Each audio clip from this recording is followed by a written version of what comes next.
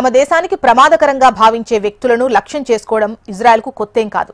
ఎంత కట్టుదిట్టమైన భద్రత మధ్య శత్రువు ఉన్నా అంతమొందించగల సత్తా ఆ దేశ నిఘా విభాగం మొసాద్కు సొంతం. అలాంటిది ఖతార్ రాజధాని దోహాలోని హమాస్ నాయకులపై ఇటీవల చేసిన దాడి ఎందుకు విఫలమైంది? ఇజ్రాయెల్ లెక్క ఎక్కడ తప్పింది? హమాస్ నాయకులను వేటాడడంలో ముందుండే మొసాద్ దోహా ఆపరేషన్ను ఎందుకు తీవ్రంగా వ్యతిరేకించింది? ఎటువంటి చర్యలకు దారితీస్తోంది? ఖతార్ రాజధాని దోహాపై ఇటీవల ఇజ్రాయెల్ దాడి చేసింది. ఆ దాడిలో హమాస్ కీలక నేతలు తప్పించుకున్నారు. అయితే ఈ ఆపరేషన్ను ఇజ్రాయెల్ భద్రతా సంస్థలే తీవ్రంగా వ్యతిరేకించాయి. ముఖ్యంగా నిఘా సంస్థ మొసాద్ దాడికి అభ్యంతరం తెలిపింది. మొసాదే కాక ఐడిఎఫ్ చీఫ్ ఇయాల్ జామీర్, జాతీయ భద్రతా సలహాదారుడు జాకీ హనేగ్బీ కూడా దోహా ఆపరేషన్ను వ్యతిరేకించారు.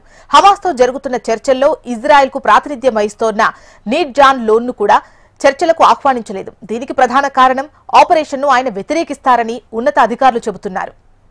దోహాతో ఆపరేషన్ నిర్వహిస్తే గాజా యుద్ధం ముగించడానికి జరుగుతోన్న శాంతి చర్చలు విఫలమవడమే కాకుండా ఖతార్తో తమ సంస్థకున్న కీలక సంబంధాలు దెబ్బతింటాయని మొసాద్ చీఫ్ డేవిడ్ బార్నే భావించారు. అందుకే దాడి ప్రతిపాదనను ఆయన వ్యతిరేకించారు. శాంతి చర్చలు జరుగుతున్నటువంటి టైంలో హమాస్ నేతలను చంపాలన్న నిర్ణయాన్ని కూడా ఆయన ప్రశ్నించారు. 3-4 ఏళ్లలో వాళ్లను ఎలా అయినా అంతమొందిస్తామని, వారిని హతమార్చడం ఎలాగో మొసాద్కు తెలుసని బార్నే అంటున్నారు.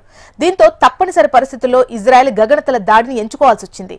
చివరకు వాయుసేన అంతర్గత భద్రతా సంస్థ షిన్బెట్తో కలిసి ఈ ఆపరేషన్ను నిర్వహించాల్సి వచ్చింది. సౌదీ గగనతలంలోకి ప్రవేశించకుండా ఎర్ర సముద్రం నుంచే ఇజ్రాయెల్ యుద్ధ విమానాలు బాలిస్టిక్ క్షిపణిని ప్రయోగించింది. ఈ ఆపరేషన్లో 8 F-15లు, 4 F-35లతో ఇజ్రాయెల్ దాడి చేసింది. ఈ ఆపరేషన్ గురించి అమెరికాకు తెలిస్తే ఎక్కడ అభ్యంతరం చెబుతుందో అని ఆ దేశానికి ఇజ్రాయెల్ తెలపలేదు. తమకు సమాచారం అందిన సమయానికే క్షిపణులు లక్ష్యాన్ని తాకాయని అమెరికా రక్షణ అధికారి తెలిపారు. దాడిలో హమాస్ నాయకులు ఎవరూ చనిపోలేదని ఇజ్రాయెల్ భద్రతా అధికారులు నిర్ధారించారు. సాధారణ పౌరులకు ఏమైనా జరిగితే ఖతార్ తీవ్రస్థాయిలో ఇజ్రాయెల్పై విరుచుకుపడుతుందన్న భయంతో దాడి తీవ్రత తగ్గడానికి కారణమని విశ్లేషకులు అంటున్నారు. ఈ దాడిలో ఒకరిద్దరు కీలక హమాస్ నాయకులు గాయపడ్డారని, అందులో అల్ హయా ఉన్నారని ఇజ్రాయెల్ అనుమానిస్తోంది.